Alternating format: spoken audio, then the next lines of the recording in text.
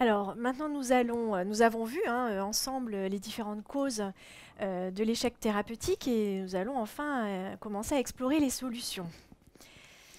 Alors nous allons commencer par un cas de comptoir en vidéo.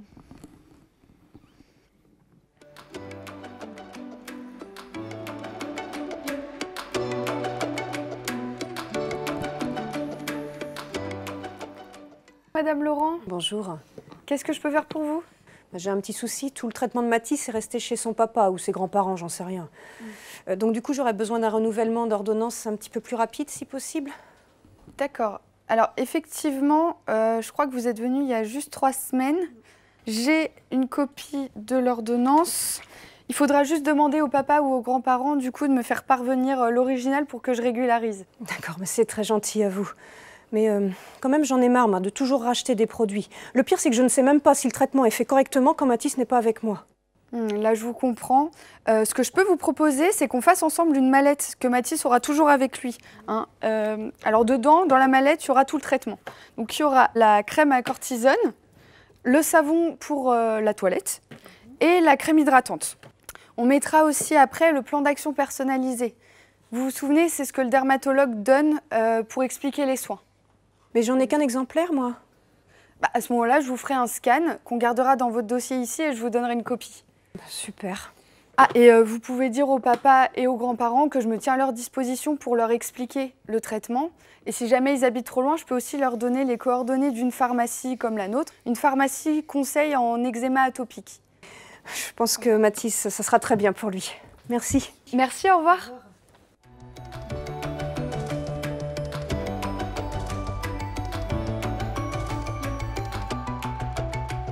Voilà, donc vous avez vu ce cas de comptoir qui illustre bien, je pense, des choses que vous pouvez vivre vraiment au quotidien. Là, on a un peu tout ce qui est actuel, une famille recomposée, voilà, un enfant avec plusieurs domiciles éventuellement, les vacances, etc.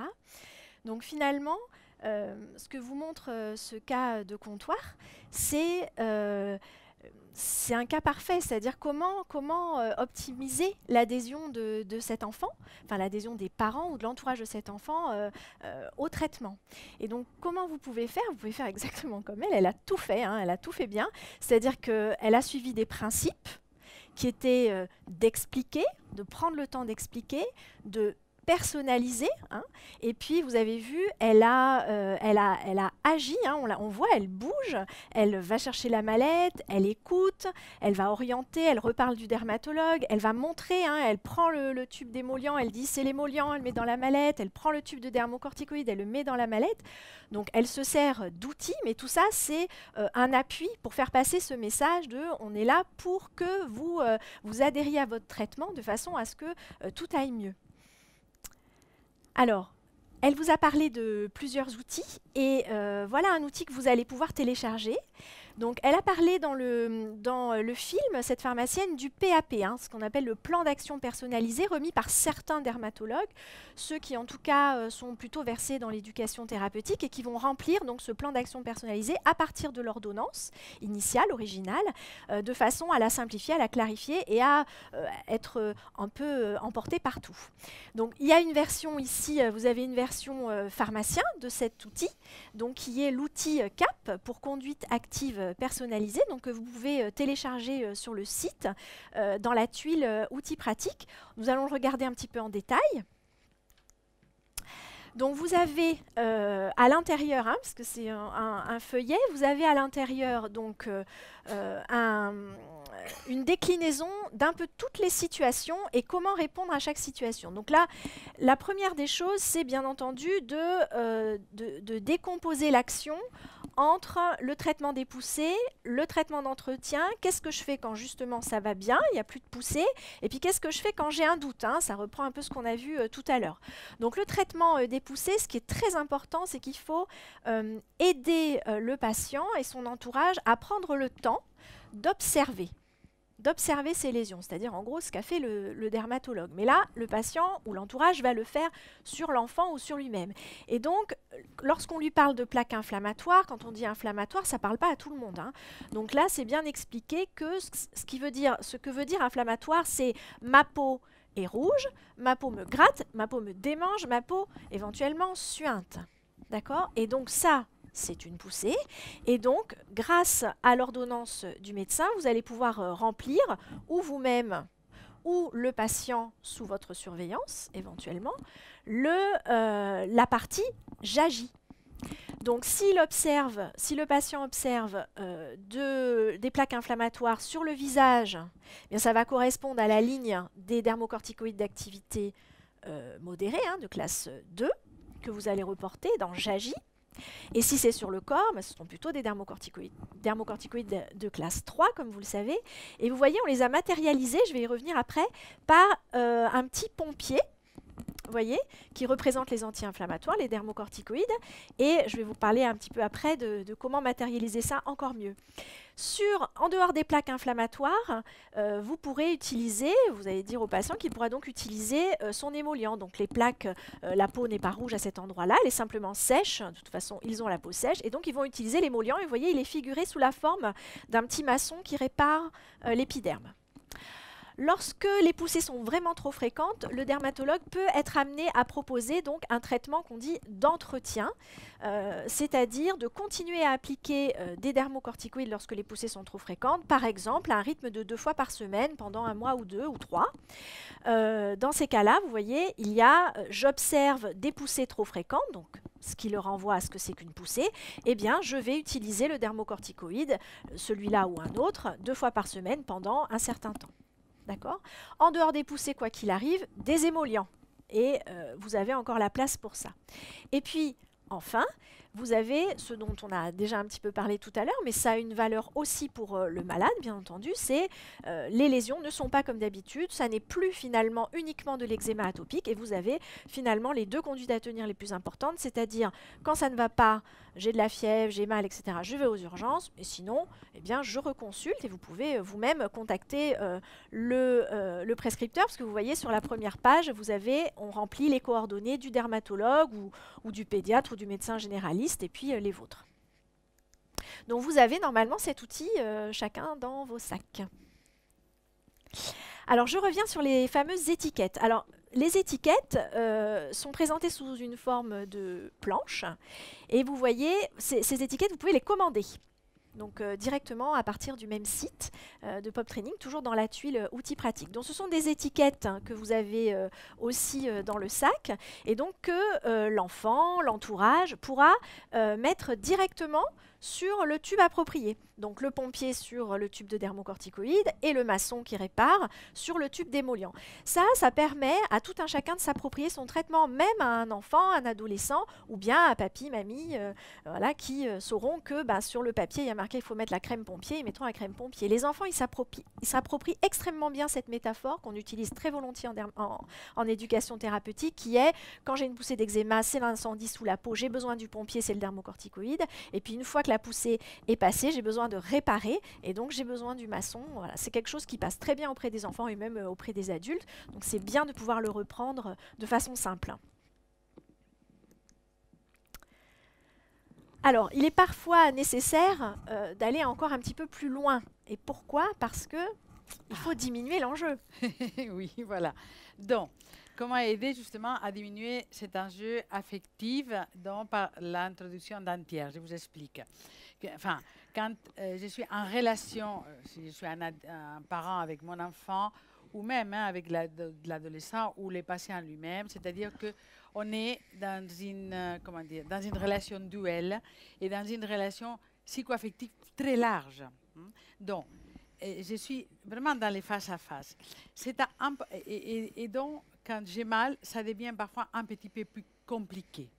Si je fais appel à un tiers, ça permet un peu de mettre de la distance, de pouvoir déjouer les conflits. Parfois, si c'est avec les enfants, ça peut être un conflit de position. Si c'est avec l'adulte, c'est par rapport à sa propre ambivalence. Donc, si j'introduis un tiers soignant, eh bien, cette tierce personne, elle n'est pas prise dans ces enjeux affectifs. Donc, elle va pouvoir être écoutée de façon, je dirais, un peu plus objective. Enfin, on va lui donner un crédit parce que c'est un soignant, c'est un professionnel. Et je ne suis pas pris dans cette relation de dépendance dans laquelle je le suis forcément avec mes proches. Hein. Voilà. Alors, ce Donc, tiers, finalement, ça peut être qui? et Déjà, voilà. c'est vous, pour commencer, puisque vous êtes un professionnel de santé référent pour le patient. Et puis, ça peut être aussi, par exemple, une infirmière à domicile. Hein. Les infirmières à domicile, c'est un acteur essentiel du système de santé. Et vous avez volontiers votre propre réseau, je pense, de cabinets d'infirmières qui travaillent avec vous à proximité de votre officine. Donc ça, c'est un outil formidable de pouvoir se reposer sur les infirmières, parce qu'il y a une notion d'autonomisation. Hein. L'infirmière, elle est là pour ça aussi. Et puis parfois, quand pour plein de raisons, ça n'est pas possible avec une infirmière, eh ben vous pouvez très bien proposer, hein, évoquer la possibilité d'une hospitalisation, pas forcément une hospitalisation d'une semaine, hein, mais soit quelques jours, soit plusieurs jours d'affilée en hospitalisation de jour, où pourront être réalisées certaines techniques. Hein. Ici, on vous a mis des photos séquentielles d'une technique qui s'appelle le wet wrapping, c'est-à-dire les enveloppements humides, où les dermocorticoïdes sont appliqués sur la peau légèrement humide, et ensuite, on utilise un premier pansement humide, et ensuite un deuxième pansement sec.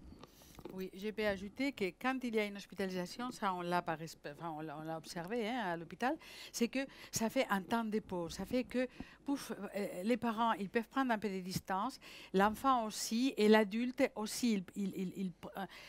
Il y a des personnes qui vont prendre soin de lui ou d'elle et ça apaise beaucoup. Psychologiquement, ça apaise énormément. Ça permet de souffler. Il faut se dire que parfois, face à des moments critiques et de poussées, ça crée une relation avec les parents d'emprise, hein, c'est-à-dire qu'on ne peut pas se détacher et qu'on a besoin vraiment de séparer. Quand on sépare, ça va un peu mieux. Et quand il y a des personnes qui vont prendre soin, ça va un peu mieux. C'est important cette fonction des tiers. Hein. Voilà, je voulais ajouter un peu plus. Tout à fait. Alors, le but finalement de tout ça, hein, et c'est bien sûr le but de la soirée, je pense que c'est aussi le but de l'ensemble des modules finalement, c'est de nous harmoniser entre nous, professionnels de santé. Hein, vous avez d'un côté, certes, le professionnel de santé, de l'autre, le pharmacien. Il faut absolument que la communication soit extrêmement fluide et extrêmement claire entre nous. Donc ça relève de la responsabilité des médecins de faire une ordonnance claire. Ça relève aussi de votre responsabilité de faire un peu justement de retour, hein, de feedback pour nous dire, mais de nous appeler, nous dire non mais là c'est pas adapté ou là il y a quelque chose qui ne convient pas. Donc l'ordonnance, c'est ce fameux outil de communication très durable. Et puis bien sûr entre le pharmacien et le patient, eh bien vous pouvez vous aider de toutes les techniques dont on vient de parler, y compris des techniques de communication, et puis les outils dont on vous a parlé avec cette fameuse mallette, l'outil CAP et les étiquettes. Et j'espère que tout ça permettra de remettre bien le patient au cœur de ce cercle, j'espère, vertueux. Nous allons conclure sur les messages clés à retenir de ce soir. Vous savez qu'on aime bien vous laisser un certain nombre de messages avant de partir. Donc, le module était sur l'échec thérapeutique. Nous avons donc identifié tout d'abord les causes.